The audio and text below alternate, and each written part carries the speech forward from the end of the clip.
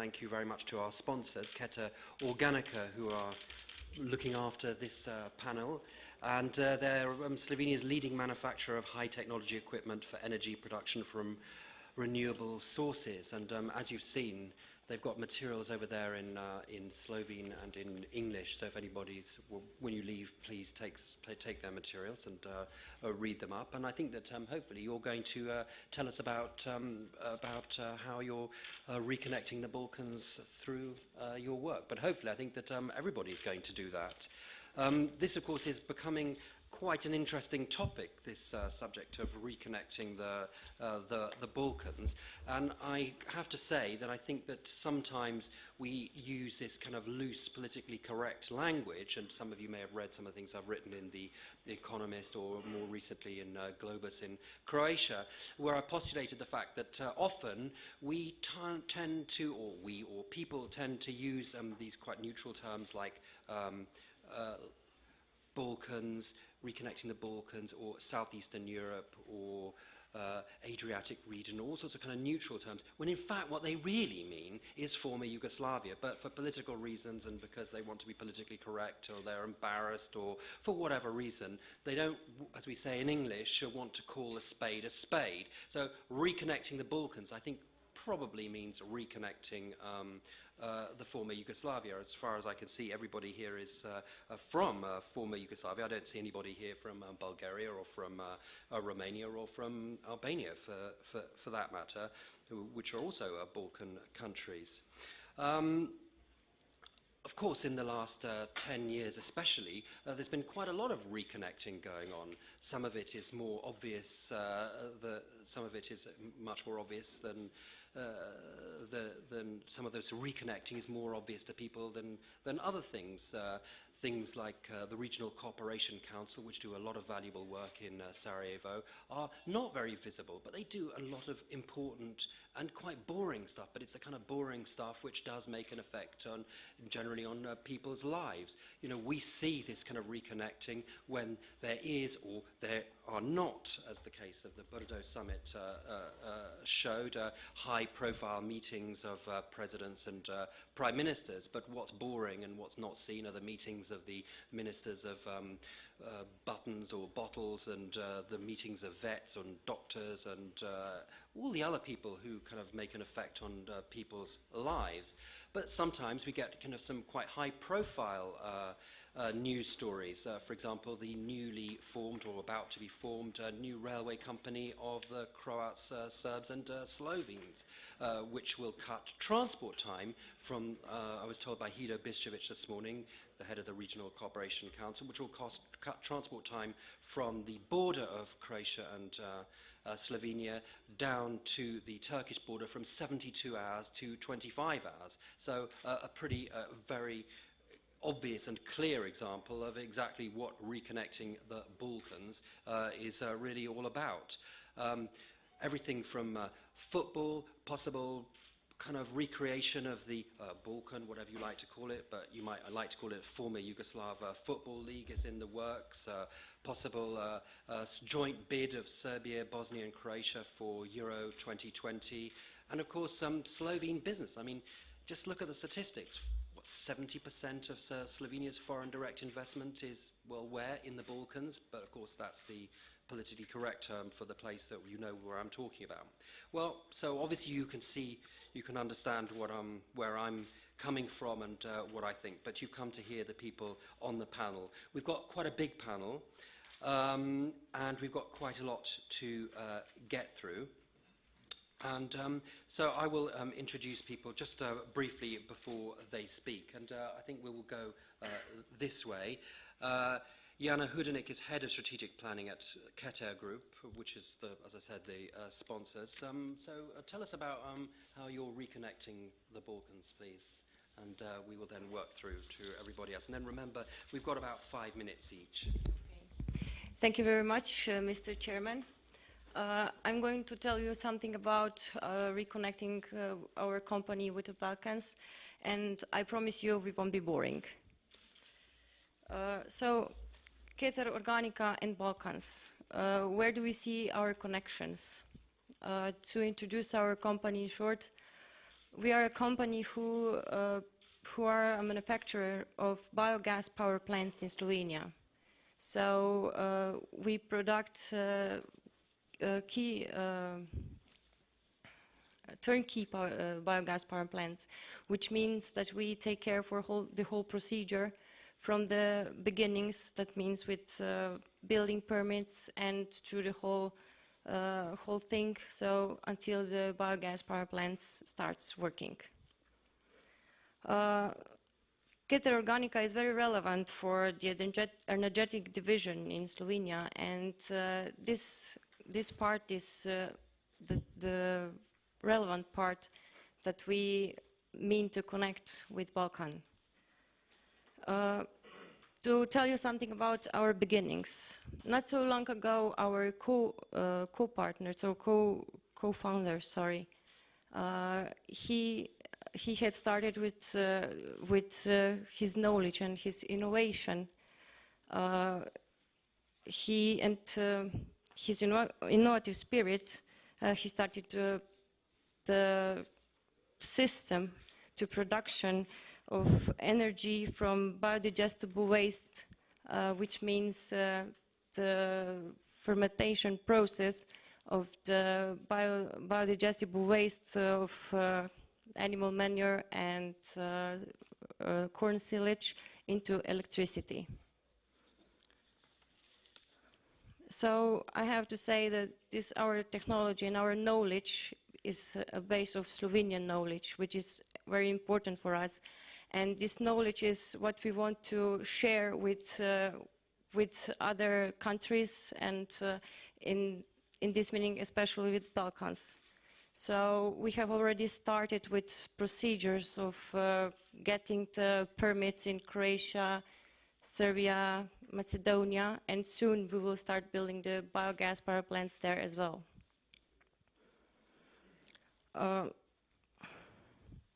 Let me tell you something about our products. Our first product, which is as well the most important on the market, is 1 megawatt biogas power plant. For example, imagine we use 50 tons of biodigestible waste to produce electrical energy through the process.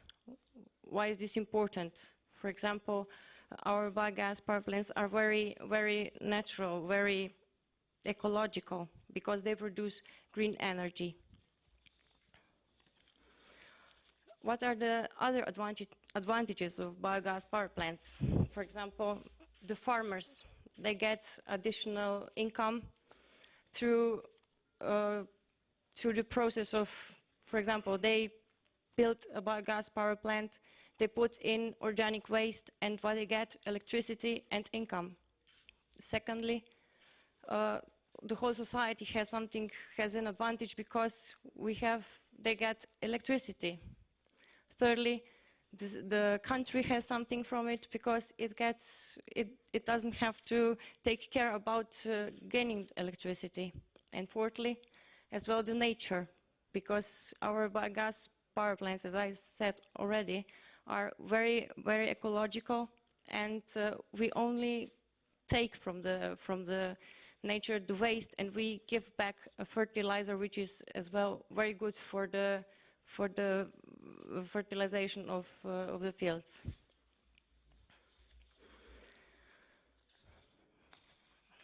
What is as well our novelty? As I said, in sense of innovation, we have here big potentials, big wishes, and our next product will be a biogas power plant with additional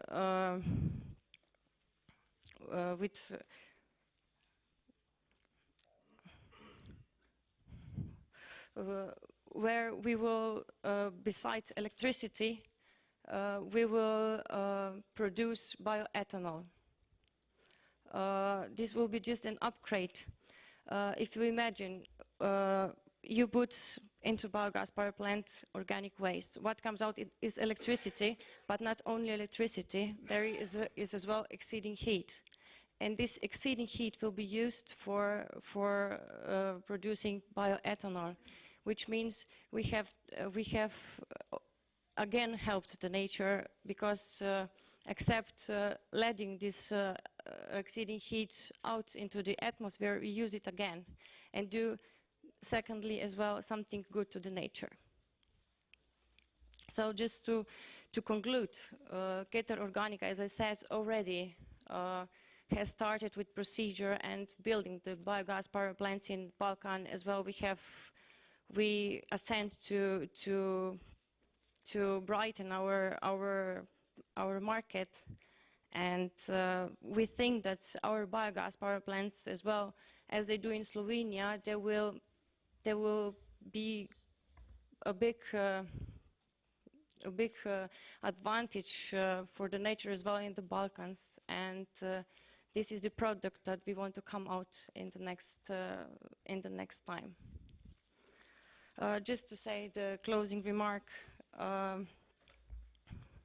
the future, the integration of the energy will lay on the green energy, and as good as we believe in the green energy, we believe in Balkan, and we think that this is the thing that we have in common.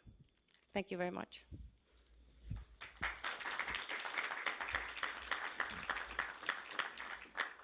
Thank you very much. Perhaps I'll just briefly just ask you one quick question. Do you, I mean, you said you're going to expand now into Croatia, Macedonia, and to Serbia. Do you regard that as the kind of natural place to go? How do Slovene companies see their expansion in the rest of former Yugoslavia? Why are you not going to Italy, Austria, and Czech Republic? Why do you go there? Yes, this is a very interesting question, actually. We think and we strongly believe that Balkan has great resources here. We think that they have the biomass, as I said, they have the potential, and as well in those countries we have the whole process is set, and we think that there are no problems so far with the permits, with other stuff, and as well the electricity will be co-financed from the country. Thank you very much. Peter Reiniger, Managing Director for Central and Southeastern Europe from the European Bank for Reconstruction and Development. I mean, that must all be kind of music to your ears, but tell us your view on reconnecting the Balkans through business. First of all, let me start by saying that I'm optimistic.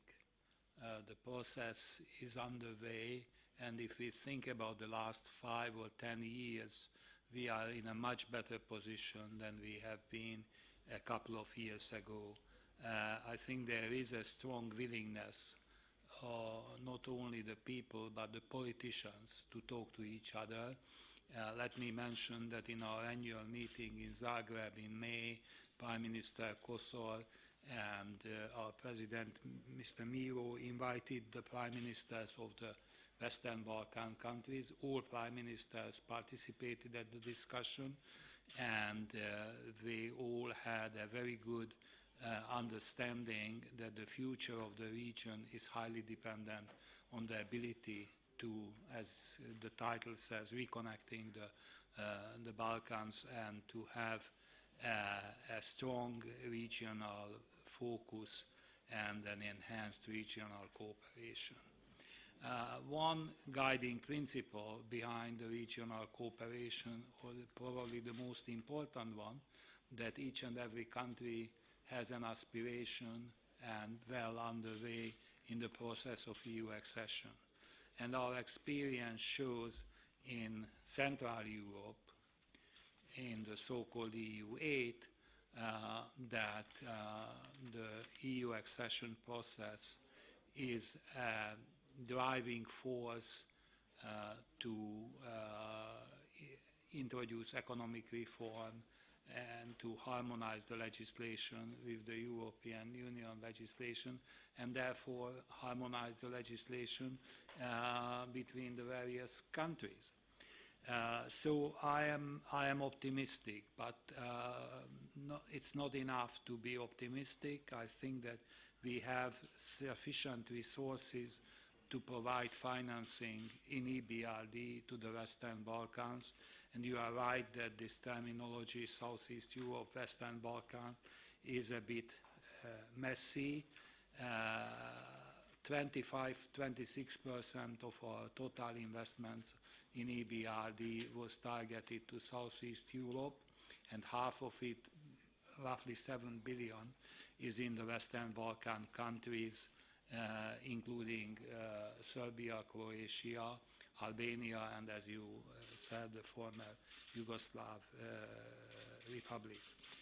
Now, I think that it is pretty obvious that reconnecting is mainly in infrastructure or driven by infrastructure, and it is quite interesting to see that there is a strong desire by the countries to build the European corridors and reconnect the transport infrastructure, like things like Corridor 5C or Corridor 10, and it is visible that the reconnecting is happening. What is lagging behind is the energy sector. There is not much appetite, even if we have the Southeast Europe energy community. There is a kind of difficulty optimizing regional integration, and at the same time to look at our own, each and every country's own national security or energy security. And I am optimistic. I hope it will move forward, but each and every country in the Western Balkan has to recognize that there is no such thing optimizing an energy system for 2 million people or 4 million people. If we are talking about energy, one of the biggest problems in the Western Balkans is the inefficient use of energy, and therefore we are paying a lot of attention to increase the energy efficiency of the economies. Needless to say that energy efficiency is part of a much broader question, which is again connecting the whole Western Balkans, and this is competitiveness. And we believe that we have to invest a lot of money to improve the competitiveness of the economies in the Western Balkans. And finally, I would make two remarks because time is running and we have a lot of things to talk about. The financial system is reasonably well connected in Europe, but we have a lot to do to make the financial system stability in post-crisis in the Western Balkans. So this is another focus area for us. And the final remark is that indeed cross-border investment will be quite important or continue to be quite important. I want to highlight here that we have to have a balanced approach. We have to promote local enterprises, but at the same time we have to have a good investment climate to promote foreign direct investment, to bring in know-how and technology and connect the economies to the world economy, to the European economy through the integration of markets. I have a lot to talk about, but I take it seriously that we have 5 minutes each, and maybe during the Q&A I will have the chance to make a few other remarks, but I hope that I will set the tone for an optimistic discussion. We have to believe that the future is bright. Thank you. Thank you very much. Well, I think that sort of leads quite naturally to Professor Moimir Mrak, Professor of Economics at the University of Ljubljana. Perhaps you can take up where he's left off, talking about integration of markets, etc., etc. Thank you. Well, thank you very much to the organizers for inviting me to this roundtable. I think I will start my short introduction or presentation basically by saying that I have kind of a personal experience with, let's say, still the times of former Yugoslavia, working at that time in a research institute, research consultancy, but working mostly for the companies from all over Yugoslavia, mainly for other developing countries. Our clients, if you want, members were from all the republics, so it was, I would say, really an institutional link on that side. Later on, I was involved in the disintegration part of this story, again personally. It was the part when I was basically working on resolving the external debt mess from the point of view of Slovenia. Yugoslavia was a big debtor which defaulted, and if Slovenia wanted to live normally in economic terms, it had to clean the table in economic financial terms. So it was, if you want, kind of the disintegration. And I remember from that time it was very often discussion from some, also from some people from the European Union, saying basically, you now want to de-link, but everything is going towards the EU, without having clear understanding that you have first to become really independent, not just politically, but also economically, that you can then again integrate into something what you wish to do. And that then was the third period, if you want, somewhere from 96, 97, I would say Dayton and that period on, where also this economic reintegration started. And again, on the personal side, also working at the Faculty of Economics, we have now a number of institutional links working there. And personally also, I work quite in a number of countries. So yes, I would say this reintegration is going on in many aspects, and I share the view which was said that these things are going positively. I may be a little bit less optimistic about the bright future after this economic crisis.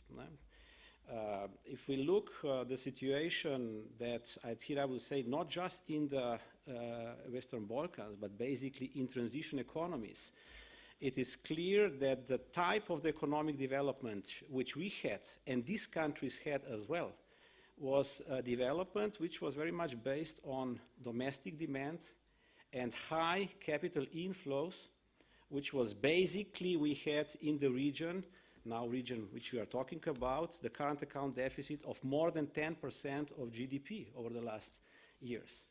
This is unsustainable. Right? So we are now basically in a situation, because we are talking, or we will probably talk a lot about the infrastructure. So how these things will be financed in future? Right? If we go kind of one by one, I think on the fiscal side, there will be national budgets. I think this will be pretty much restricted. The levels of investments in these countries from public budgets, they are at the level of between 3 to 5% of GDP, and of course only one portion goes to infrastructure. So I think to expect here some significant increases over the next few years, I think is questionable. I think there are basically two main sources which I think these countries should really maybe even more concentrate than they are now. These are, of course, multilateral financial institutions. We have a representative of EBRD here, very active in this area. We have, if you want, they are all the candidate countries, European Investment Bank pretty much present, and some other institutions, the World Bank Group. And the other source, which I see, is probably particularly in the sector which was mentioned to lag behind, are direct foreign investments. I don't see the room that these countries will be able to finance infrastructure to a large extent through commercial borrowing. When I'm talking about the next few years. One more thing about the financing. I remember we had a catchword in Slovenia for the last 15 years, private-public partnership, which doesn't work in our case. I hope the minister will address this a little bit. Private-public partnership concessions have been drastically reduced because of the crisis, not just in the region, globally. And in general, the appetite of the private sector for private financing in these circumstances has gone down. And there is also one thing which I would like maybe to hear, if there is any opposite view, because it will be very interesting. We are constantly kind of invited by the European Commission to finance projects by the combination of PPPs and cohesion funds. I would like to see 5 projects of this, and then it would be, and I'm not saying in Slovenia, generally, it doesn't work.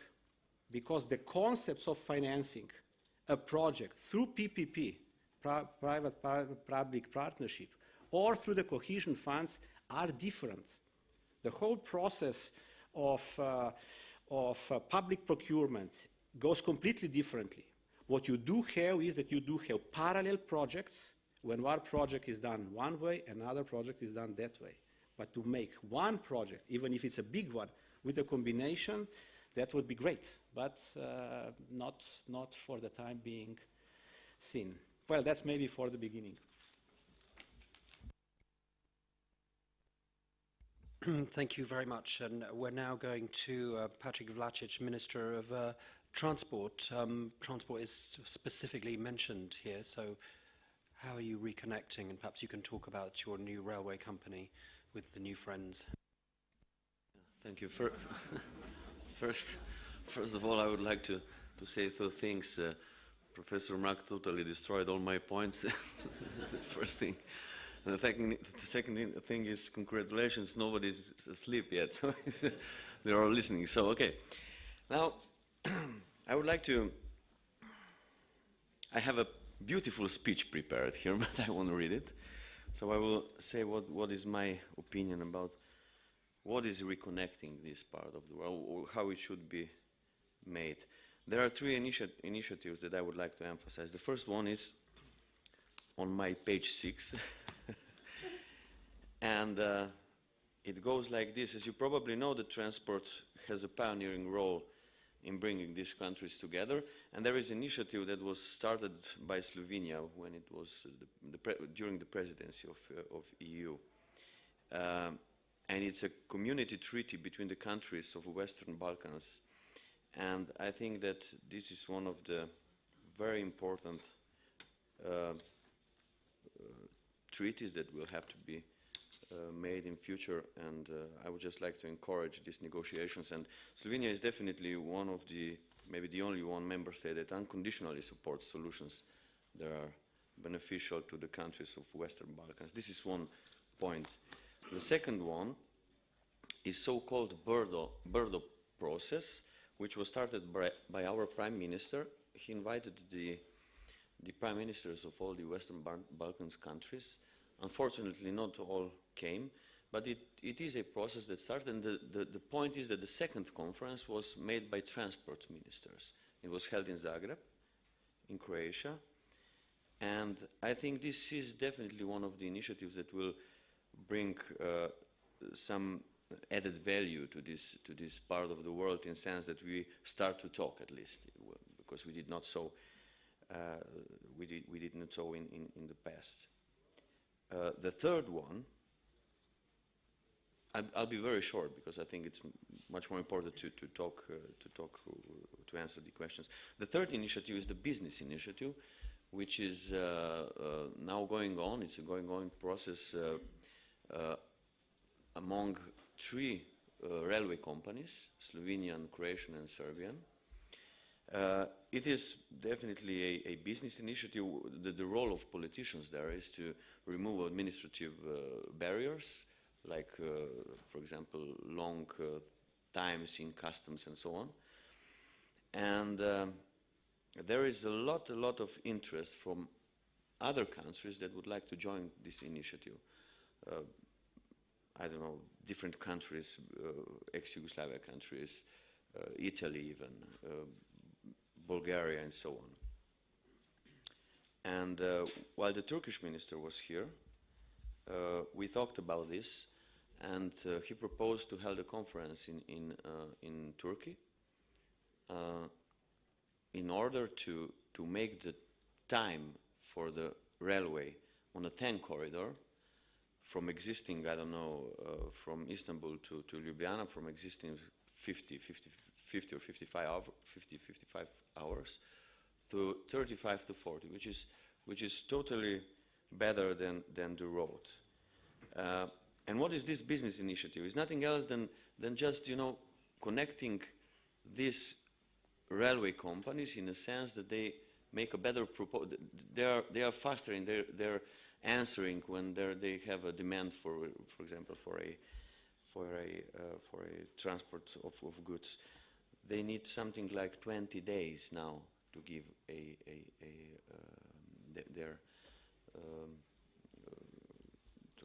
their proposal. Now it will be 10 to 15 minutes, like in road transport. So this is the added value of this business proposal. Instead of closing remarks, I would like to say what I'm usually saying to when I'm visiting the Western Balkan countries, and that is why he was breaking my point in PPP. You know, what I'm trying to say is, I always say that our country, in my opinion, made a mistake in past because we were building highways from the money, from the budget, you know, not from PPP. There is always a good feasibility on the highways, more or less, otherwise you wouldn't build a highway. There is no feasibility on building the railway. So what I'm trying to say, what I'm trying to propose to the countries that I'm visiting is, you'd better make highways with PPP. Okay, these countries more or less even don't have so much cohesion funds, so they don't have that problem, you know. And you'd better use that budget money for building the railways, because what happens in this country is you know, it's better to make good highways. It's politically better. It's people like it, you know, and so on. But then you have really good highways and really bad railway. What happened in Slovenia? So this is my proposal to countries that are now going into building the infrastructure, and this is, I think, the mistake that Slovenia made in past. Thank you. But perhaps I could just ask you to clarify something. You mentioned a proposed treaty at the beginning. I'm not quite sure. Could you just explain to us what that treaty is, what's it about? This is a EU treaty. It's well, it's rather general. It's I think that these 2 points that I mentioned after that are much more important because they are concrete. They have these concrete actions, and this one is a classical EU treaty with third countries, just to, you know, to have the I don't know, some kind of ground, for example, for permits and so on. Okay, well, next on our list is Nikola Rakovic, who's the Deputy Minister of Mining and Energy from Serbia. So over to you. Thank you, Mr. Chairman, ladies and gentlemen. I would like firstly to thank organizers for a very good topic, I think, and timely topic. I just want to point out firstly that I don't think we should just reconnect. I can talk, of course, from the point of view of energy sector. I cannot talk from the point of view of transport and from the point of view of business, a little bit from the point of view of business. But if you look at energy sector, we don't need just to be reconnected. We need new connections, and we need more interconnections. So it's quite clear.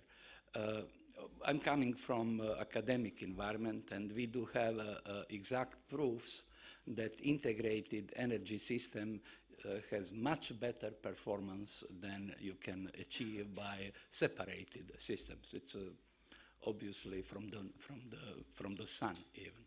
Okay, so what we need here, and what I think that is the right time to talk about, we need new connections in electricity subsector, and also we do hope also from the point of view of gas interconnections. Many advantages we can achieve in such an environment. We will have more secure operation. We will have a much better economic performance. We, of course, from the point of view of technical aspects, I don't want to even say because I don't know how many specialists we do have here. Frequency control, voltage control, everything is easier, much easier, and technically more feasible. So definitely we need in my sector, I definitely know that we, of course, I also want to point out 20 years ago we used to have a well-established and interconnected transmission system, 400 kV transmission lines. It was very good, I would say, because I'm coming from that environment, from technical environment. It was almost at that time that was perfect transmission system. We have destroyed several lines, and we reconnected that. So now it works, but we need more. Why we need more? To open a regional market, you need transmission lines if you look into electricity, and the new transmission lines are needed for, I think, for all of countries in the region. Generally speaking, if you look at energy needs, and this region shares is exactly like in Europe. For example, Serbia is highly dependent on import. If you look at primary energy sources, 40% we are dependent on oil and gas in total. If we look at electricity, we are on zero level during last 10 years. Serbian power system is very good if you look into structure. We have 2/3 production in thermal power plants and 1/3 in large hydro. So we can expect a lot from future interconnections. So we as a country, we need new interconnections. What is most needed from the point of view of Serbia? That is, we would like to reinforce interconnection. I'm so sorry that we don't have geographic maps. It would be much easier to explain. But I think you can imagine. We need much stronger interconnections between northeast part of Serbia and southwest part of Serbia in order to transfer energy from the northeast Serbia and Romania towards Montenegro and Italy, electricity. So it's near future. It's near future. We will need it in 2 or 3 years. It's completely realistic for us, and we do have even some feasibility studies, and we hope to continue with these projects.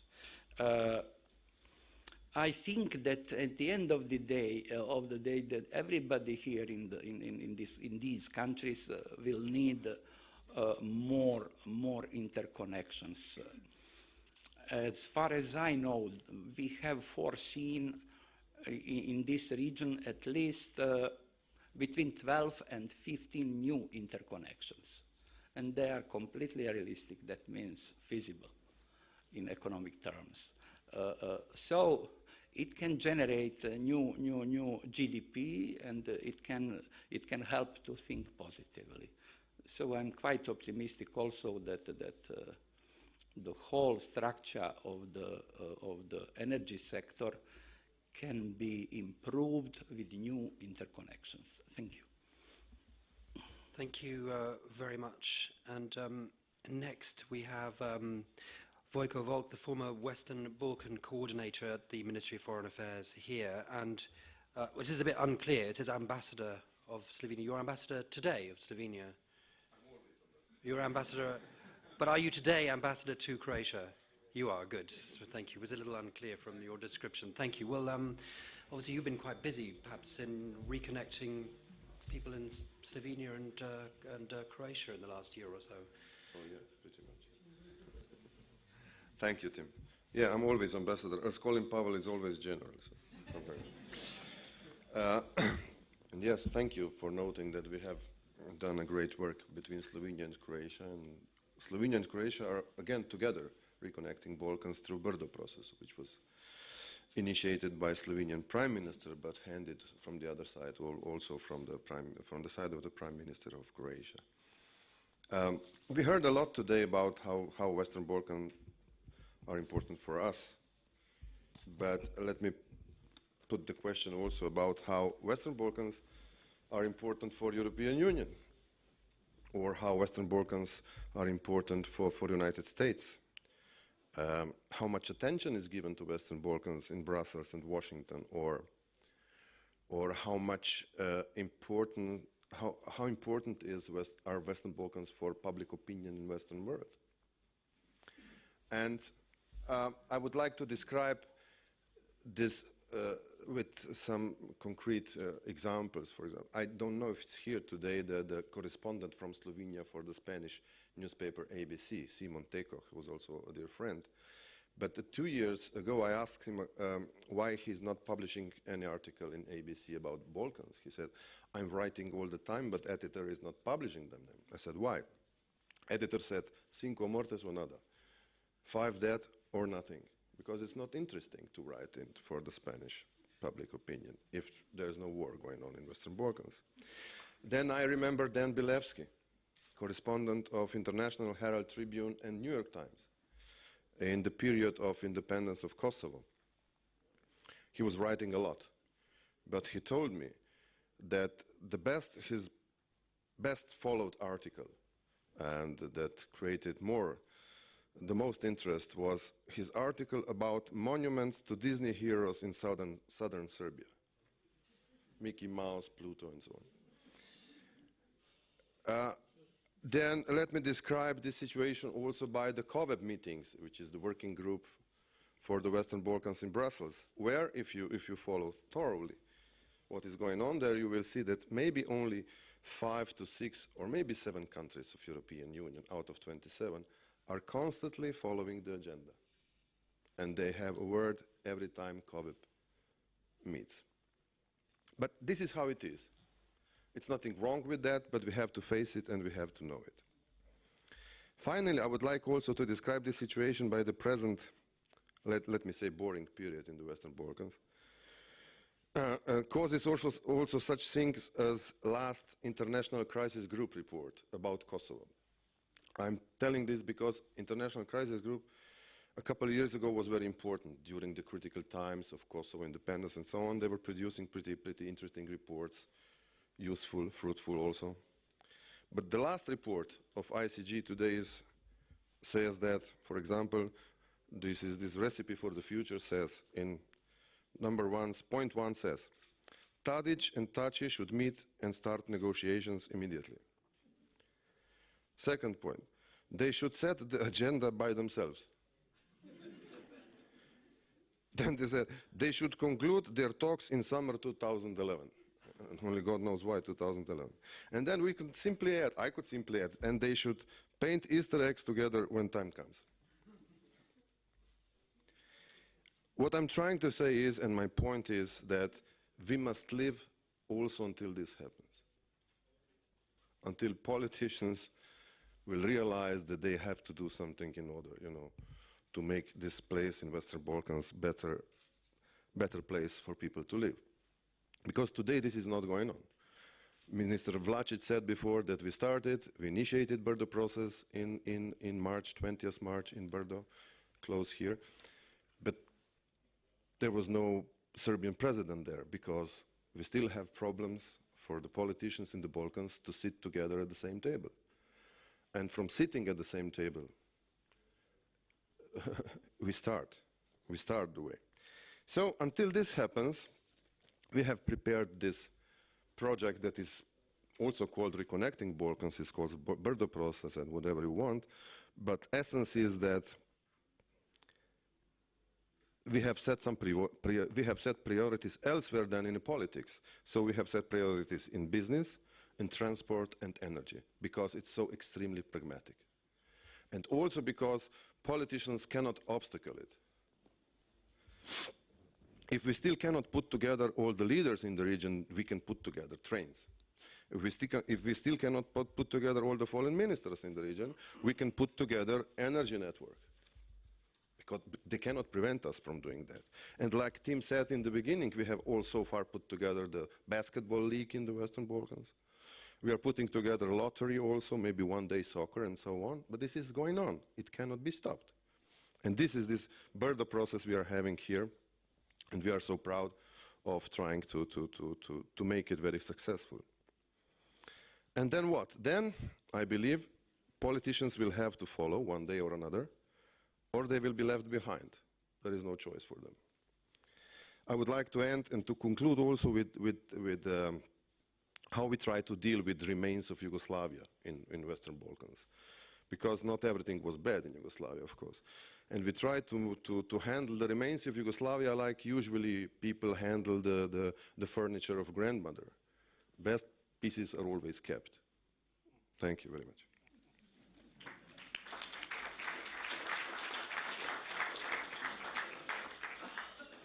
Thank you very much. Now we're going to Aleš Hauc, the Director General of Pošta Slovenia, and over to you. I'm sorry, I hope I pronounced your name right. It's okay. Great. Thank you very much, Tim. You're a very kind person. So I would like to, ladies and gentlemen,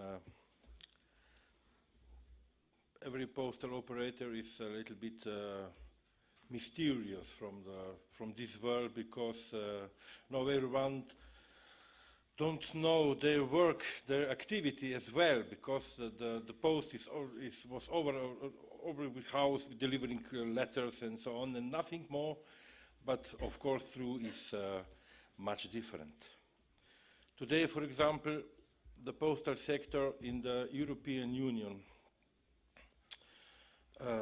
they have more than 5 million employees, and they add to all of the budgets of the countries more than 5% of the BGP. This is very important industry in the European Union and also on the United States, on other well-developed countries as Australia, for example, New Zealand, also in Japan, also in Canada. Postal sector is a mean of research and development because they have a lot of solutions for the modern world. I will describe some more in the beginning of my I hope so short speech. So we have 3 fields of activities today. If we, according to the especially Western Balkan, the Post of Slovenia has cooperate very much on the implementing of the European direction of the postal services by all countries of the Western Balkan, especially in Macedonia, with which postal operator has very good connections.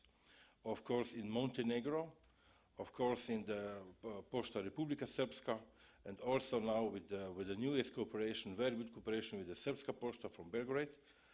And also we have very good connections also with the Croatian Post, with the Hrvatska Pošta. Those postal operators, you don't believe it, are very modern, are very prospective, are very smart. Their managers and also their cooperatives and all employees which work on the research and development are very smart. They are international managers with the vision, with the very clear view in the future.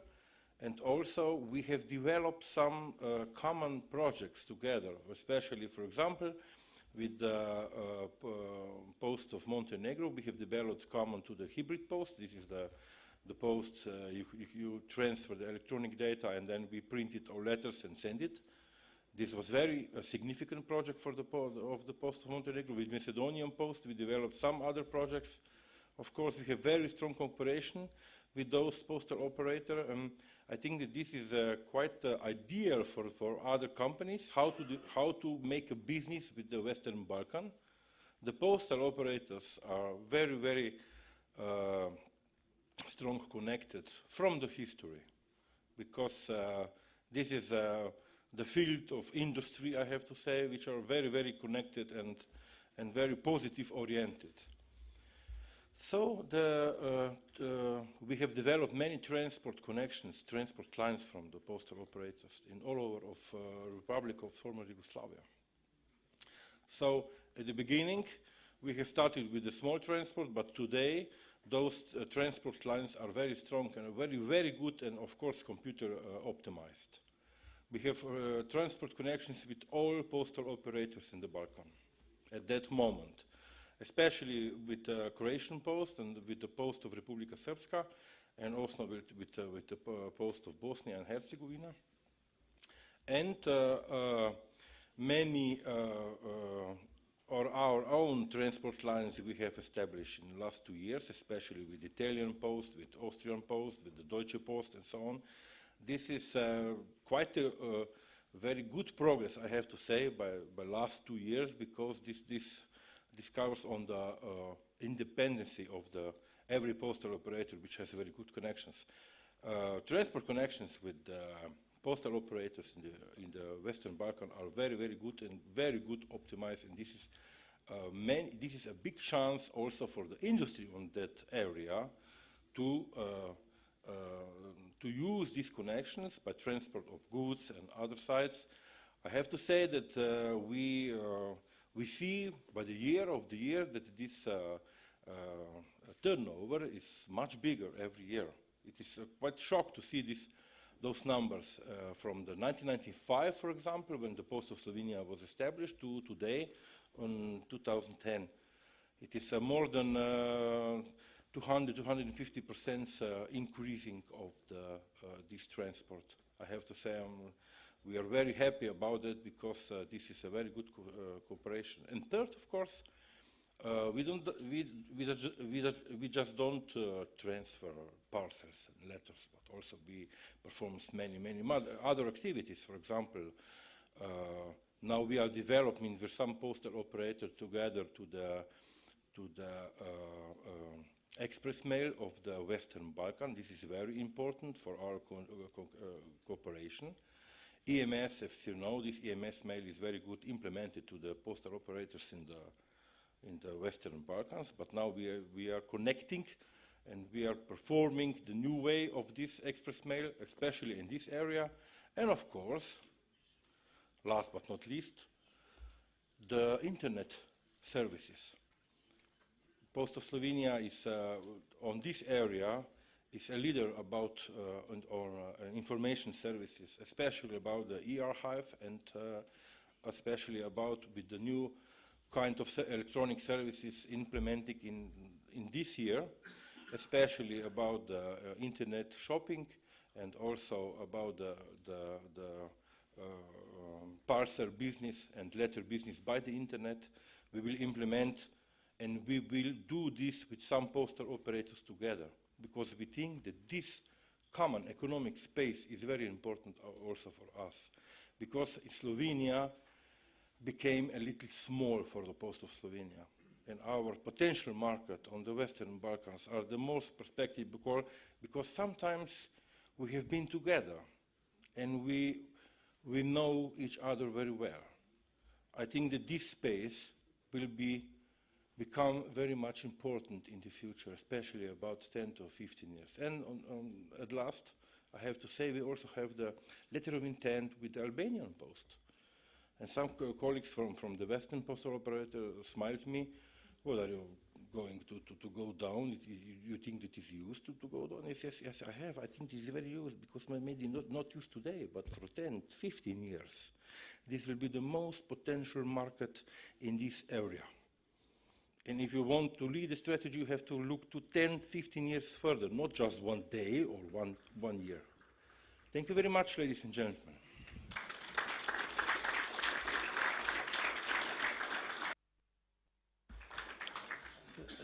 Thank you very much. It was a very revealing statement there, the two statements about the common economic space and the fact that Slovenia became a little small for your company. I think that probably goes for many other companies here. I will start off with a question. Ambassador, you mentioned the fact that business, energy, transport were quite good things to do because politicians didn't get in the way or couldn't get in the way. But do you think that in the future, the way that we're going, that we might end up with something which resembles Benelux or the Nordic Council in the long run, even if we don't call it that and we pretend it's something else? European Union, definitely. European Union is the best recipe for all Western Balkans. And there is no escape to European Union. For Serbia, I mean, I thoroughly follow the foreign politics of Serbia, and they tend to think that they have other options. You can hear from Serbian politicians that they have 4 pillars of their foreign politics: European Union, United States, Russia, and China. But there is no escape to the fact that more than 80% of their all exchange, cultural, economic, and everything, is with European Union.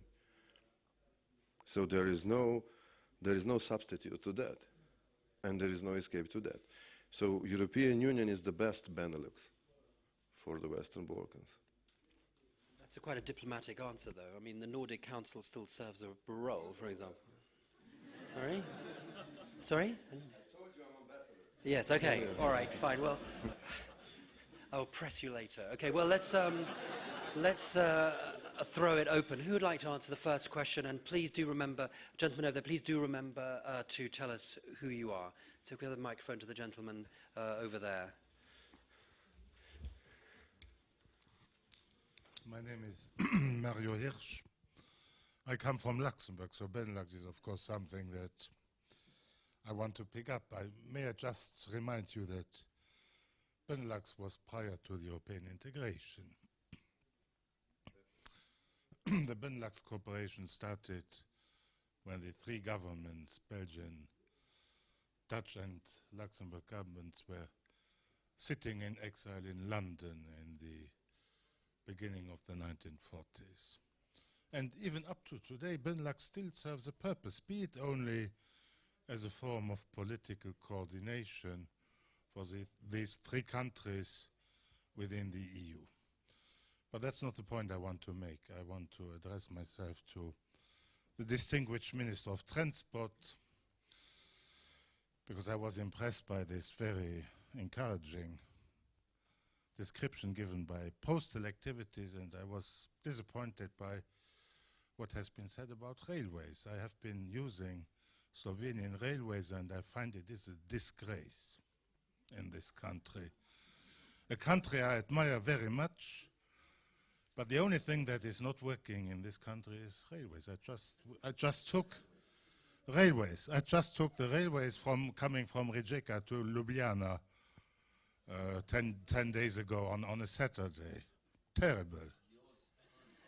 Terrible, terrible.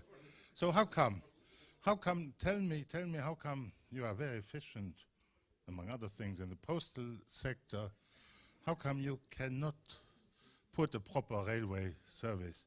And how come you don't make use of the possibility to, because there is now this cabotage possibility, why don't you ask the Austrian railways to prolong the trains coming from Austria all the way down to Ljubljana, instead of this very humiliating process I've gone through too, to board a very old Slovene train in Villach and come to Jelzenice, for instance. Why don't you make use of cabotage?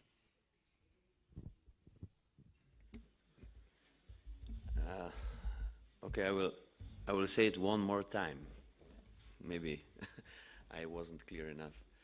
I said I think that my country made a mistake in the 90s by building just highways. So you cannot repair railway in 1, 2, 3 years. You do it 10, 15 years. I will say it one more time. I think that we should build highways with concessions, with PPP. There's a feasibility. There's a lot of tolling and no problem for paying the debts. On the other hand, feasibility in railways, in railway infrastructure, there's no feasibility. You know, I will give you the figures now so that you know what we are talking about. We have invested something like 5.5 billion of euros in our highway system. And the revenue of our company that is managing the railway system is 235, 240 per year by tolling. We get from 600 kilometers of highways. We get from 1,200 kilometers of railway, we get something like 6 to 7 millions of usage fee per year. So these are just the figures. So just in a way that you know, there's no feasibility on railways. The railways are, well, he's professor of economy, he could explain it much better, but it's in multiplication in the economy of some countries. So you cannot repair railways in just few months or 1 or 2 years. I'm not saying, more or less all of my time I do spend it for railways, more or less. And I know that there have been mistakes made in past. So cabotage is not the answer. The infrastructure is in a bad shape. You know, just buying the rolling stock is not the answer, or letting others to go on a railways which do not allow you to go more than 70 per hour. And this means in figures, if you want to hear, is something like 8 billion euros. And that's a lot for a country like it is Slovenia. And we have not, and you know, not to go too deep into it, but when you're in crisis, you definitely, one of the ways to put money into infrastructure in Keynesian way. But it's a little bit it's a little bit a long story, but you know, because of how budget in Slovenia works, when there's crisis, it goes like that, not like that. It goes like so. There is a lot of work to be done. We are trying to attract different investors, at least on some parts of railway, where we can connect it with another project, like for example, third pier. The one that will make the third pier, maybe there we can do something to persuade the bidder to do something on our railway. So this is maybe the idea. But there's a lot of money we need to invest into railway. Okay, over here.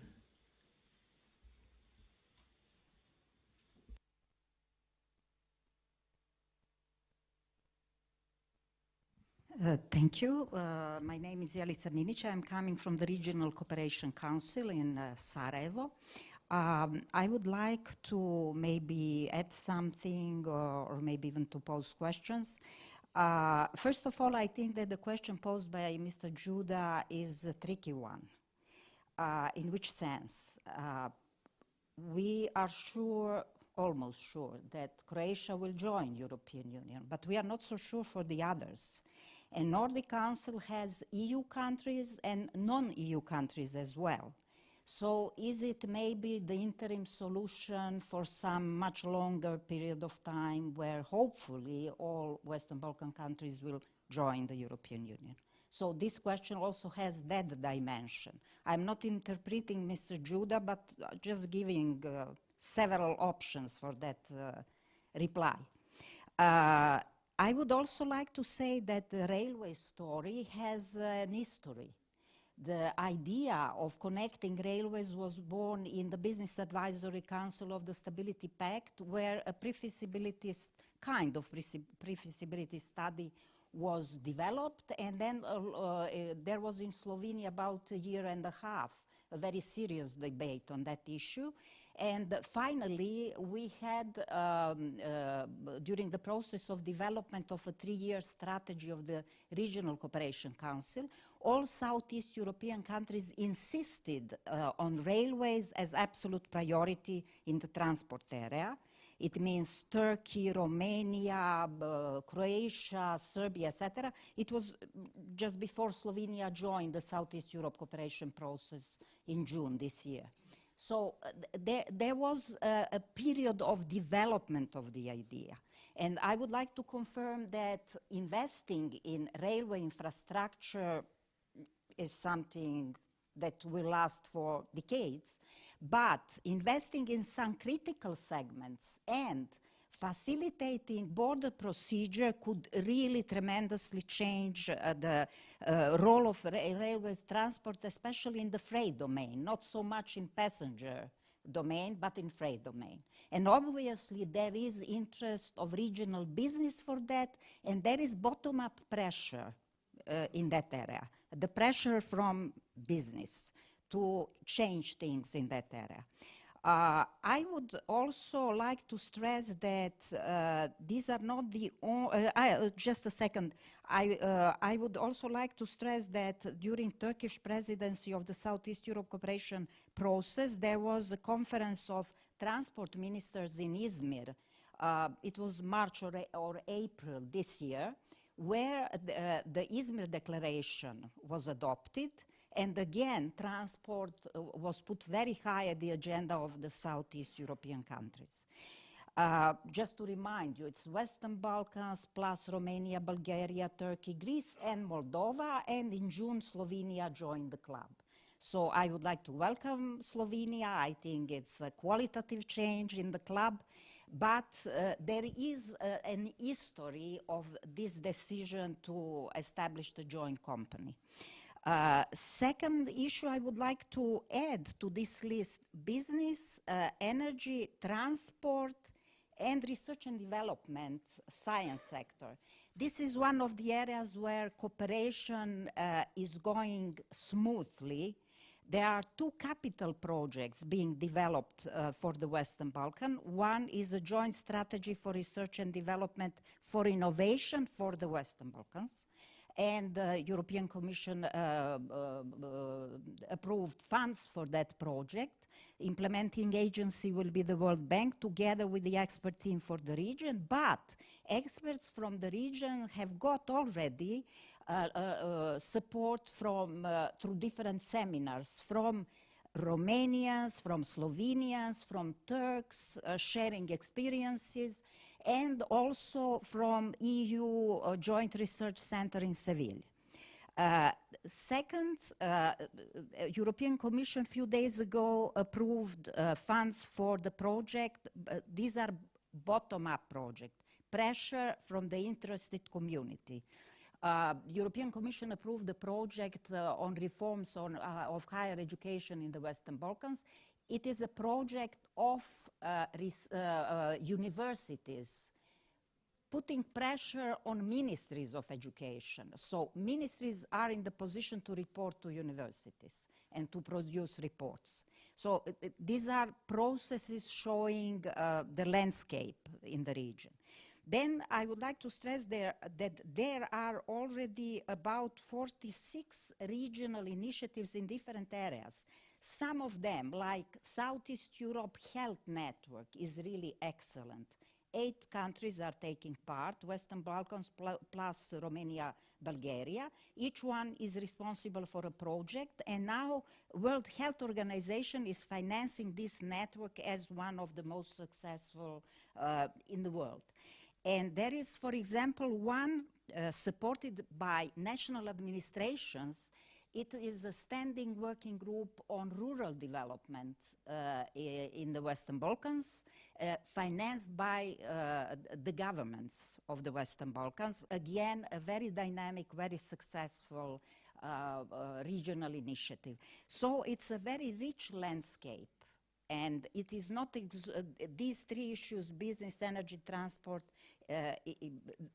do not exhaust the whole area. And finally, regarding media, It's not only Spain. I know many journalists, I'm from Belgrade, and I know many journalists, when they write with a lot of enthusiasm about regional cooperation for daily news, usually they do not publish at all. Only if these are ministerial conferences or prime ministers' conferences, or some conference with the European Union.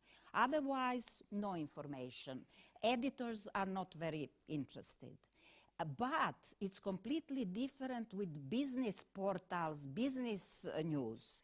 In this portal, this news, you can find every day at least 3 relevant news about business, economic cooperation in Southeastern Europe. So there is a big difference, and still the idea of regional cooperation didn't become sexy for the wider public. So thank you. Thank you very much. I don't know if anyone wants to pick up on what Mrs. Minic said. Otherwise, we'll go directly to the... Well, hang on a second. We've got some gentlemen over there. Unless somebody would like to comment on what Mrs. Minic said. No? Okay. We'll come back to that. Please. Thank you. Goran Buldirski from Open Society Institute. I would like to comment and actually ask a question on the Brdo process, which I think has a very good name. You could call it Uzbrdo, or uphill process. And that probably is a good introduction for my question. When we talk about energy, and Mr. Rakovic, I think you mentioned about the technical challenges, and you said it's easy to be solved. Or you need money, true. But my question is, it's not only about political will, but how you will dismantle the other networks, not the electricity network, but the invisible networks of political patronage. Because one of the things is about energy, another thing is about the feuds that have been built, and basically entire political parties, classes, and so on, that are financed through the energy sector, electricity being one of them. And now, we're in a diplomatic area, so I don't want to label individual countries and political parties, but for some of them, the electricity sector serves as a cash cow for their political parties and operations. And this is my question to the panel, because I see that more and more frequently, and I salute to the process of a lot of technical, not only innovation, but new ideas and projects, and only to come to a certain point where, yes, we know the technical solutions, yes, they could be imported from some other parts of the world, European Union probably foremost, but then we come to the hurdle of the political process. And that also relates to the Ambassador Volk and the question of we will push the politicians, like sort of we will corner them and they have to join. I agree on some questions, but then I would like really to hear about the strategy, because more and more, especially from the organization where we come from, we spend more time not in the technical solutions, but in finding ways how to put them or pressure. And then last sub-question, can you identify the losers, and what are you going to do with those losers? Because these are not processes that will be win-win. Some people will lose a lot of money. So, sorry, enough questions, thank you. Who would like to pick up on that? Go ahead, please. Go ahead. Yeah. I just want to make one very short observation. Despite the fact what the minister said, which I have high respect to, in the last 10 years we financed probably more than €1 billion in the projects in the energy sector, and we financed only one transmission link. This is Macedonia, Bulgaria. So there is no willingness in the region to reconnect. I welcome that you want to reconnect, and we are. The money is available. That is not true that money is not available. If there is a reasonable interconnection project, money will be available. And in the field of gas, we had a great example when the Ukrainian-Russian gas dispute stopped the gas delivery to Bosnia and Serbia. Then the Hungarian system, which had sufficient storage capacity, provided emergency supply to Bosnia and to Serbia. So there is an example that in an emergency situation, the networks and the storage capacities can be very helpful. And I would very much like to see more interconnection projects in the power sector in the Western Balkans. Right, well the question, yes, I was going to come to you because of course the question was a rather a political question, and perhaps you'd like to comment on that with relevance to people and companies and connections in Serbia. Thank you. You know, difficult question. I'll try to answer a little bit in different way. We used to have here 20 years ago the process of disintegration. You know, it was a hard process. Nowadays, we all have recognized that we need again integration. Which kind of integration? It's not the topic at the moment. So, what we have to do? We have to make paradigm shift in our way of thinking, to figure out that this one sort of the other sort of integration is really important and relevant for all of us.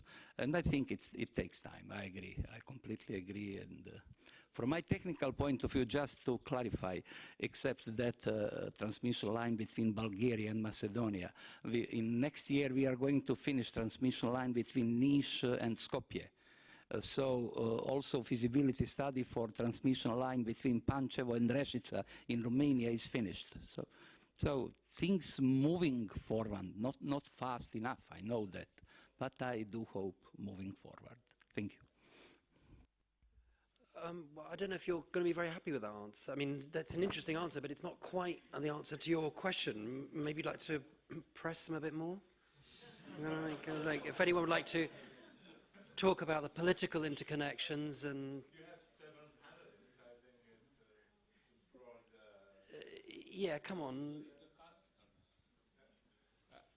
I think there's 7 people, I mean, and not all of them are diplomats or they're connected with the Ministry of Foreign Affairs. Maybe from the academic point of view. I'm not a diplomat, come on, so why doesn't somebody take the, why doesn't somebody grasp the nettle and talk about the political problems here? I can take the financial ones. I would escape the political ones. On the financial side, I will give you our example in Slovenia. In case of the investment needs, and I'm sure you have much better data information now, but the discussion which was infrastructure, what you mentioned, highways, railways, and so on. We made several years ago an assessment of investment needs, on infrastructure investment needs in Slovenia. And we came out with a figure of around 8% of GDP. And it was not done just by this, it was done directly on the basis of national plans and on the basis directly of talking with the local communities. When I talk about the infrastructure, I'm talking about the transportation, I'm talking about the energy, and I'm talking about the communal infrastructure. So I'm not talking about the social infrastructure, which I'm not saying is not important. It's very important, but just to shape the whole thing. 8% of GDP. We are kind of able to finance, and I'm talking before the crisis, roughly 5% of GDP. What means there is a gap of roughly 3% of GDP, which is around 700–800 million. We have immediately discussion, is it really investment needs or is this a bit of an investment wishes? That's fine. But anyway, you do have a hole. But what is interesting is to see what was the structure of investments. Out of this 5% of GDP, 3 to 3.5 went to transportation in Slovenia. So 70% of investments for economic infrastructure, 70%. Out of this, roughly 80% to highway infrastructure. Another 1 percentage point, so from 3.5 to 4.5, it was the energy. And the remaining 0.5% was the communal infrastructure. And it was interesting to see what is the gap between the needs and availability. By far the largest was in communal infrastructure. Of course, it's also related to the EU accession, meeting the standards, where basically roughly 25% was covered of the needs. In highway, there was no gap, because everything was financed what was needed. So the point is that we really had a structure where the investments went very much focused into the one direction. There is a political economy discussion on this, why this happened. I think there's a combination of things. But in other countries, I would say that you have probably a similar gap. I'm not saying the figures, but the gap more or less similar. And I mean, I doubt a little bit that there is really today money available to finance these projects. I somehow have problems with this, whether the money is available. And I'm not talking here about the budget is not there. There is a lot of discussions in some countries, even in mine country, should we expand a little bit the budget deficit and continue with financing infrastructure, with the arguments that this will shove the economy. Sorry, guys, we don't have this option in Slovenia. We are not the US, which you have the reserve currency and you can run the deficit that can go on. In a small economy, 40% deficit in the share of GDP might already be a problem, and we are very close to there. We don't need even 60%, which is nicely within the Maastricht criteria. If we will be in the 60% of public debt, our rating will be downgraded, even though we will be still below the Maastricht criteria. So the alternatives, I think, now for these countries for financing, and I would really like to hear your view on this, how these countries will be able to finance infrastructure. We all agree that this is a big need, but on the other side, it's very clear it will not be able to be financed through the borrowings as it was done before. And I am aware that many of these countries do not have or have very limited access to commercial borrowings, even before the crisis. So, and I don't see that this can be kind of filled up by the international financial institutions. I think one possibility is stronger involvement of FDIs in some of the areas. I'm here particularly meaning the energy, not the highway sector, the transportation sector. I mean, let me make a few remarks. It will not be 5 minutes, but it will be more than a minute. One, that we never ever said no to transmission projects in the region. We have not been approached by countries who wanted to build interconnection based on IFI financing, other than the Macedonia-Bulgaria link, number one. Number two, as the minister referred to the EU treaty, I can recall that Slovenia, during the Slovene presidency, initiative was put forward to create a Western Balkan investment framework, which has been signed last year. This is a joint financing facility where EU grants, donors' grants are combined with EBRD, EIB, and the Council of Europe Bank. We have now this project, the Western Balkan Investment Framework, is in existence since 9 months, and we have identified 39 projects which will benefit from 39 million euro grant for project preparation, and the total project volume is 2.6 billion IFI financing, and total project cost is, if I'm not mistaken, 4.8 billion. Most of it is transport. Energy share is not that great. Now, the difficult question is that in the Western Balkans there is a strong resistance to invite the private sector. I believe in distribution and generation, there would be available private sector money who would come in, privatize the distribution system, invest in distribution system, and I quite frankly, this is not the official opinion of the bank, but Peter Reiniger failed to understand how on earth countries being able to privatize the whole banking sector, the whole economy, and reluctant to go and invite the private sector in power generation or in distribution. Transmission is strategic, and transmission is mostly state-owned in the whole Europe, but distribution, the only meaningful distribution privatization happened in Macedonia.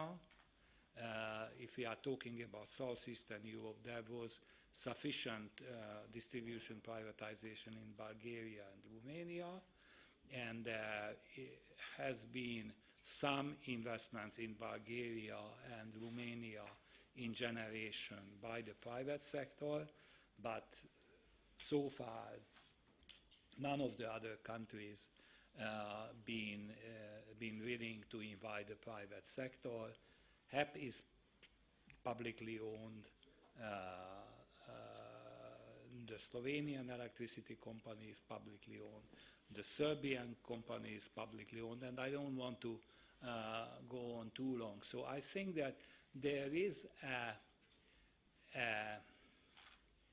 I would say, as I said in the beginning of my introduction, that there is an energy security issue which is, I believe, is overestimated, and I would love to see more invitation to the private sector to take up their shares in investment in generation and distribution.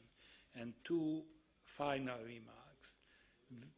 Today, the tension is not so great because the GDP went down and the pressure on electricity demand is not so great, and there is a huge amount of waste or not efficient use, so probably most countries will benefit from a very strong investment in energy efficiency. And the second remark is the nature of the industry is different. Albania is 95% hydro-based. Bosnia has a significant hydro capacity. Serbia has very high portion of traditional. So to interconnect and optimize on a regional level would mean that it will open the door for more renewable and hydro capacity, and will reduce the necessity of the coal-based generation, which is a difficult issue. But I was too long, but my point is that we have to overcome this political worry that if private sector will come to run the power generation or the distribution, then this will have a negative impact on national security. No is the answer. Thank you. You would like to pick up on this? Yes, please do. Ladies and gentlemen, with all the respect, the recipe is very simple. Less talking, more hard working. If you see all developed countries all over the Europe and the world, just the productivity is this sign which country is good and which is not. And we have a lot of organizations which talks very much and have conferences and so on, and nothing, and doing nothing.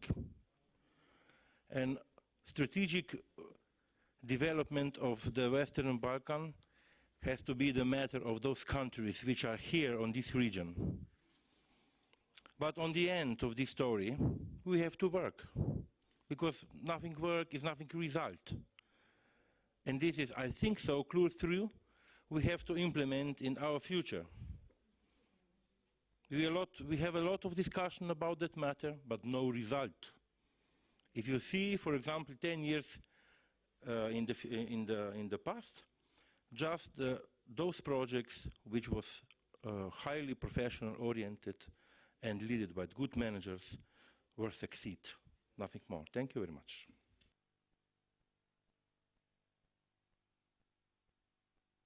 Yes, about how to put politicians under pressure. It depends. If you're a German foreign minister, you go to Belgrade and say, and you can say directly, you recognize Kosovo or you don't see European Union.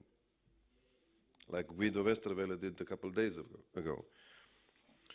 But the fact is that this is obvious. I mean, how can Serbia enter European Union without knowing whether Kosovo is the part of Serbia or not?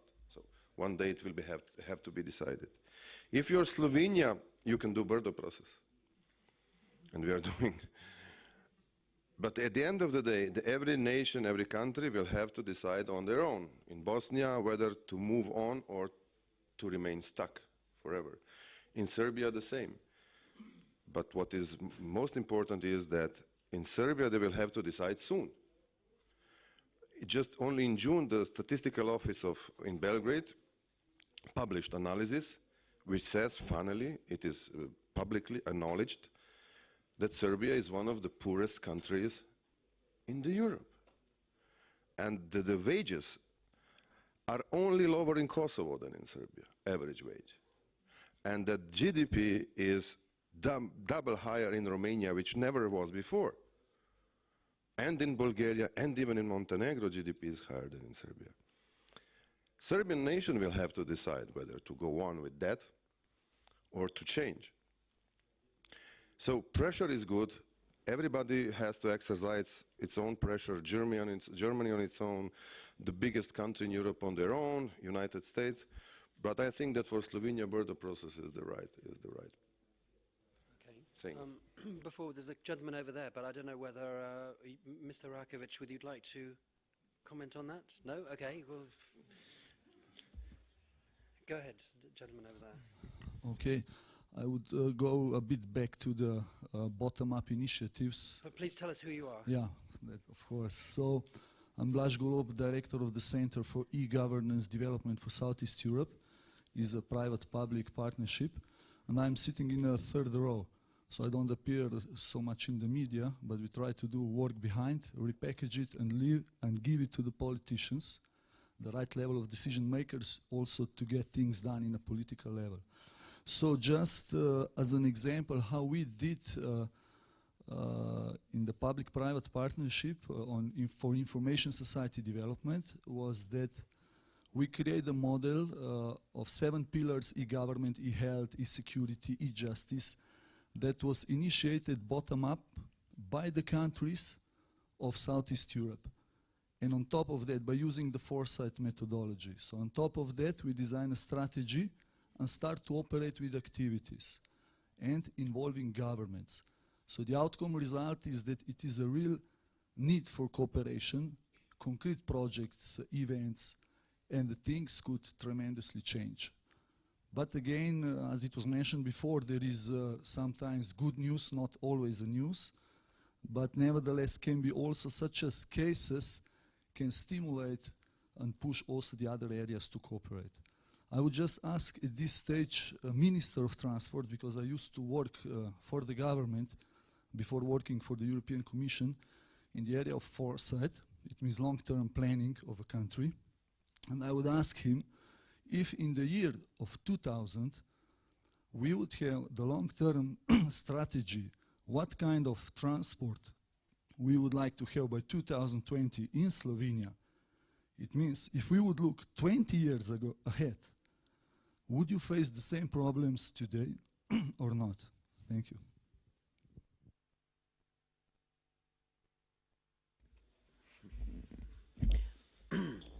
It's not really easy to answer this question because EU was trying to do in a white paper 2001, time to decide it was, I think, named the transport policy of EU. And it had 4 points. One of the points was to put the freight from roads to railway. What happened these 10 years is that the modal split is even worse for railway. It went something from 17%, I think, to 11%. More and more it's transported by roads. I could go deep into it. What is the reason? I will just give one example. There is one project which is called a D4, something like that. It goes from Spain through France, Italy, Slovenia, and Hungary. And just for Slovenia, just in order to have a locomotive going from Slovenia to Spain, Slovenia has to spend 100 million euros. Because if you go by road in France or in UK or wherever you go, you know that red is red and green is green and so on. In railway, it's not like that. So you need machines to transfer the signs from one country to your pilot of locomotive. Otherwise, you have to have a license in that country. It's so complicated. The railway systems are so close within the countries, and it's really hard to see a light at the end of the tunnel in this sense. So it's really hard to answer these questions. But on the other hand, the environmental pressure is so hard that we simply have to do something regarding the transportation on the roads. So what we all are trying to do is, for example, if we are building a third pier in Port of Koper, we are going from 60 million of tons per year of cargo, and we would like to have 40 million, we definitely have to have good railway infrastructure. Otherwise, it's not worthwhile, because you won't be even be able to go on a highway from Koper to Ljubljana anymore because of all the trucks on there. So it is complicated. Could you just, that figure that you mentioned, perhaps you just could you just repeat that figure? From Spain to Slovenia to Spain? Yeah, you used a figure which was rather large. No, just Slovenian part of infrastructure investment and rolling stock investment in order to have this compatible railway system. It's 100 million euros. Just on D4, just corridor 5 through Slovenia, just to have translation of what is Italian, what is Spanish, what is French in your display, in your rolling stock, in your locomotive. Okay. Okay. Just Slovenia, 100 million. Thank you. Well, I thought so we'd misheard. This what I'm trying to do is how really it's hard to be competitive then with the road, you know. Thank you. Okay, gentleman over there. My name is Jos Dauma. I'm the Netherlands ambassador here. I'd like to elaborate on that, because the 100 million no doubt also refers to the current, the electricity. Because we have that same problem in the Netherlands, Belgium and France, building a high traffic personnel train. What is it, a normal railway train for people. We have faced the same issues. And if talking about infrastructure projects, we have our share in delays and cost overrisings. And this is one example, the high-speed train link with Paris, due to the simple fact that 3 countries and lots of companies, privatization and so on, were involved. And indeed, this is a separate current. The high-speed rail link between Amsterdam and Paris through Brussels is a different current from the rest of the Netherlands system. Then we had cargo. In the Netherlands, and I think also in Germany, cargo has no preference over people. Here in Slovenia, I understand that cargo has a preference over people. Not in overriding them, but in taking the train, the rail. So what we were faced with enormous delays. So what we did is build a new rail link with Germany. And before my German colleague gets mad, I will also mention another example. But what happened, we built a special rail link with lots of public protest, indeed, Mr. Minister, lots of public protest, and we had not the real good cooperation from the German side. Well, you need that cooperation in order to link up with the German system. So that caused another delay. Belgium wanted to reinstall, to rehabilitate the so-called Iron Rhine from the 19th century. But in order to do that, they had to cross the Netherlands. Only 30 kilometers, but there is no Iron Rhine up till now. By the way, that special cargo link has special trains, special currents, and so on. And for normal traffic, indeed, we have French locomotives and Belgian locomotives operating on the Dutch normal railway link, simply because our own system is different. And then we are not talking about the signaling or the, the safety regulations. The safety regulations, by the way, kept up the high-speed rail link with Paris for more than a year. So it is not only a problem of the Balkans. It is also a problem of the present EU member states, because national interest is overriding, always, even in the EU, even in the Benelux, for that matter. So I am afraid that we again have to trust the new funds coming available when the enlargement really is also rolled out, to use the same expression, rolled out over the Balkans. If that happens, new funds will become available, and all these countries have to respect the acquis. All these countries have to join the corridors and whatsoever, because no doubt Slovenia did so much simply in order to connect to the European Union. So I am afraid that we are talking about the same discussion again. It's the European enlargement, and I plead for somewhat less pessimism in this discussion, because we can go on for ages, but as you say, Mr. Postman, by talking on, we don't have railway links. Thank you very much.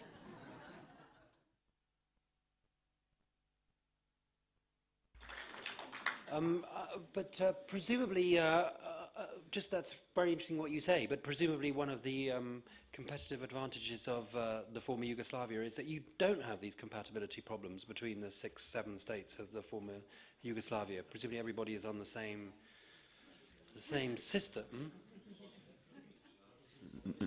You're wrong.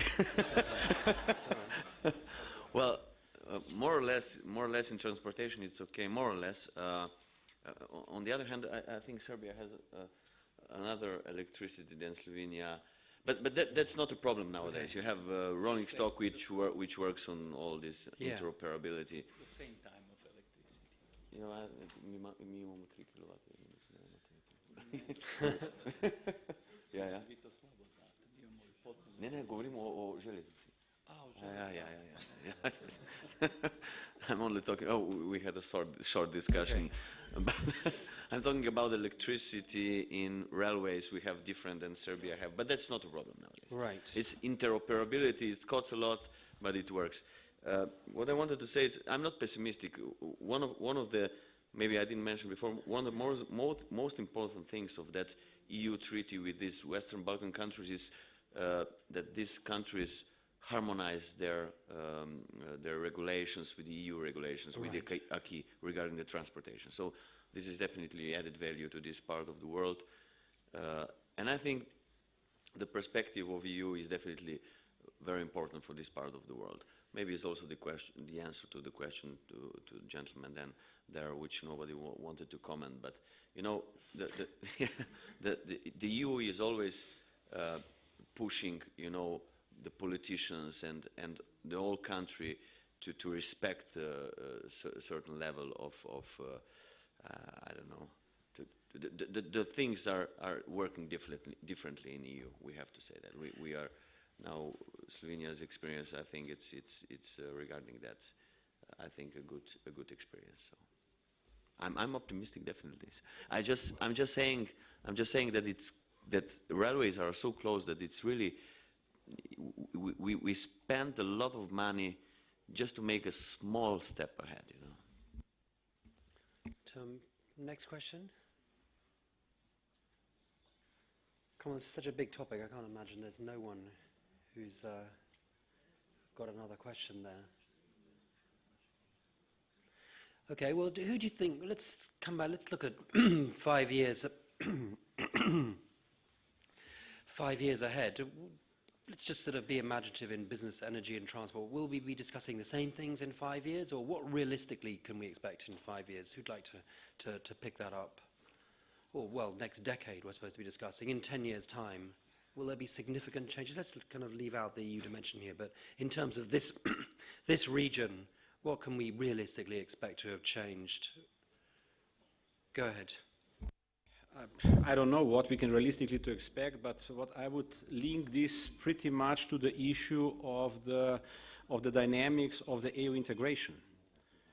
If the dynamics of the EU integration will be really intensified, I'm talking negotiations and so on, so having a kind of a more clear end period of the membership, I think that would be a very powerful, we can say instrument for speeding up the whole transition, these processes, and also the investments. So I would agree what was said, that the EU accession is it has at least proven in a number of countries that it's a very useful instrument for speeding up. I would even not say transition anymore. I would say the structural reforms. And if this would happen, then of course we can be more optimistic. But on the other side, we have to be very clear. The EU accession process, the EU accession negotiations now are very different from the ones of the EU 12. Very different. They are much more structured. They are much more, if you want, there is much more steps. There are much more conditions on the way. With the basic logic is that there is much more of checking in terms of implementation. What has been obviously the message from our accession, I'm talking now about the old EU member states, it was more focused on on making the acquis, to accept the acquis. While in terms of the implementation of the acquis, it was more believed that it will be implemented in a way than it was agreed. Now I think it's with what has been put into the process, with the benchmark for opening the chapters, with the benchmark for closing the chapters. It is much more structured process, which will of course probably take a bit longer than it used to be. I'm coming to you, but there's somebody over there who hasn't answered a question. Could we have the microphone over there, please?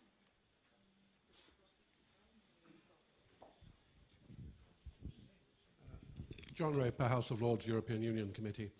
Just on that last point, I mean, really the interesting case of the accession negotiations are, of course, the Croatian ones, because Croatia has been doing this new style accession negotiations, and they have had to go through the benchmarking. So there is some practice and there is some experience, which we hope, if we could deal with some of the other little problems like the name of southeastern European countries and one or two other small problems, would enable us, it seems to me, to have a framework to go forward. And the experience of the Croatian accession should be helpful for the accession of the other West Balkan countries.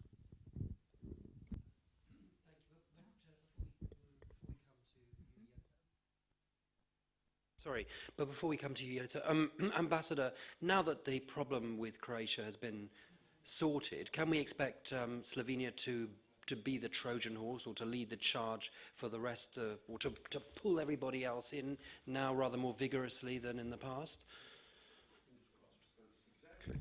Exactly. I like to say that we have, with arbitration agreement between Croatia and Slovenia, we can introduce something really new to the Balkans, which is a word compromise. It is very difficult to compromise in Balkans. They prefer to have everything or nothing, and usually it's nothing. Or both. So arbitration agreement is a compromise. And this is what is our message to all the others that will have to follow, because they will have to follow. even Serbia and Kosovo will have to follow with starting the dialogue, finding the solution of modus vivendi with each other, because they are neighbors, they will always be, and to go together to European Union. It starts with compromise. Story of European Union started with historic compromise between Germany and France. And then there was a million of other compromises when it was enlarging. And there will still be. But in Balkans, so far, it was difficult. In Balkans, you have nations that are celebrating also the defeats. Because being honorably defeated is better than compromise. So we are bringing something new. And we are definitely trying to drag Serbia and all the others to the European Union, because it's in our own benefit. And we count on the support of the countries that are directly surrounding the Western Balkans: Greece, Italy, Hungary, Romania, Bulgaria, Austria, in that sense. And we are having some results so far. And we believe that the example of Slovenia and Croatia will be a good example for the future. Thank you. Jelica, with the microphone back over here. Oh, you've got it. Thank you. Go ahead. Yeah. Sorry for taking floor again, but I couldn't resist. First of all, it's not only railway transport, and I must say that this railway arrangement between Slovenia, Croatia and Serbia raised the interest of public opinion much more than many ministerial meetings, because it's very concrete. It's a new company. Things are moving also in the area of air transport. That was the initiative of Croatia. There were some consultative meetings regarding, again, making some common arrangements in the area of connecting transport companies and airports from the Western Balkans. And the most recent arrangement is between Serbia and Montenegro to re-establish common air company. So it's the most recent news. And again, this raised the interest of public opinion more than many ministerial meetings. These are concrete developments, and there will be a feasibility study identifying how to integrate air transport in the Western Balkans. So it's another line of reintegration. Then there is a very important development related to EU integration at the local level, and it started with cross-border programs, because it suddenly made local communities aware about European fund, about how to prepare projects, that moved local communities to start to become players in the EU integration process, and again to mobilize this bottom-up energy, to make pressure on higher instances of governance power. And this is very important line of development all over the region. Then there are several mechanisms developed by the European Union itself. This is Energy Community Treaty, Transport Community Treaty that we are expecting to be signed. Then Regional Environmental Network for Accession. It's something that in fact should do the work of previous Regional Environmental Center in Sant'Andrea. There is some competitive development in that area, but again, this should be a new network, a new framework for the candidate and potential candidate countries. Then we have CEFTA, personified in Renata. It's a very difficult job, but CEFTA provided framework that made trade easier among Western Balkan countries. Then we have this regional school for public administration that should start to work from November this year. So these are the mechanisms heavily supported by the European Commission, in addition to bilateral relations of the countries from the region. Then if you would like to make a graph, sectoral cooperation, concrete cooperation in the region is going like that. And political cooperation is going like that. So sectoral is exponential development, but political is fluctuating depending on difficult crisis moments. It's not only fault of Serbia. There are others with their problems. And then we have again who are the most active players? Some surprises for you. The most active player in regional cooperation in the Western Balkans is Croatia, saying that they are not part of the Balkans, etc., etc. But if you study concrete steps, concrete events, concrete commitments, concrete engagement, the Croatia is the best, according to our analysis. So, and then it depends how you look at the space. What is the sample? Is it Southeastern Europe or is it Western Balkans only? So again, findings are different. And even in this wider Southeast European space, in last 2 years, first of all, we can see the uncomparable role of Turkey. Turkey is now a very active player in Southeastern Europe and in the Western Balkans. Then we have a much higher engagement of Bulgaria, of Romania.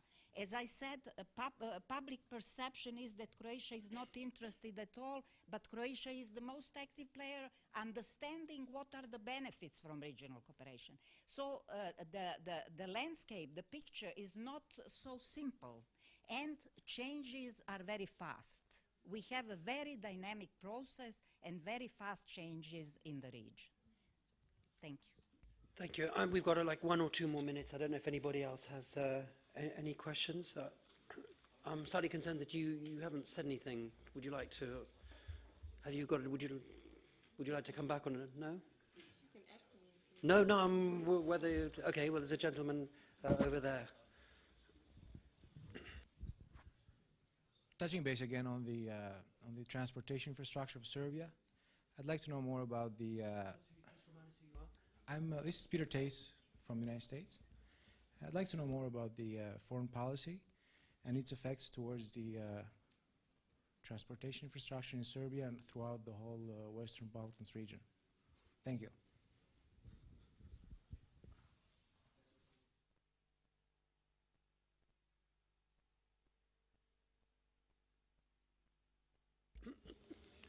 I'm not quite sure if whether the question was good.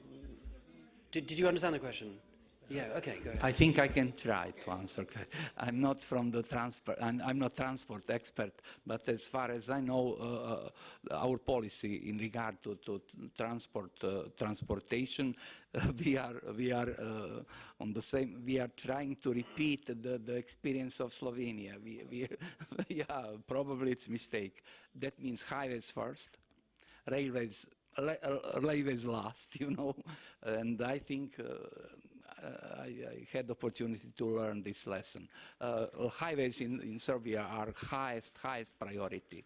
Highest priority. You know, we do have Corridor 10. If you are well informed about our region, region is complicated. You know, the Corridor 10 is our utmost importance and it's really important for us. You know, it's connect the Europe with Asia. So it's of strategic importance. And what else? Also some corridors towards Montenegro, but highways, railways in the second phase. I don't know, is it good? Probably it's not good. Okay, well, thank you very much, and thank you very much to everybody. I think we've run out of time, or we have run out of time, but I'd like to say thank you very much to everybody for listening, for being patient, and thank you very much for a very interesting and stimulating discussion. And thank you once again to Keta Organica for sponsoring the event. And there's some information about the company at the back. Please take it. Thank you very much.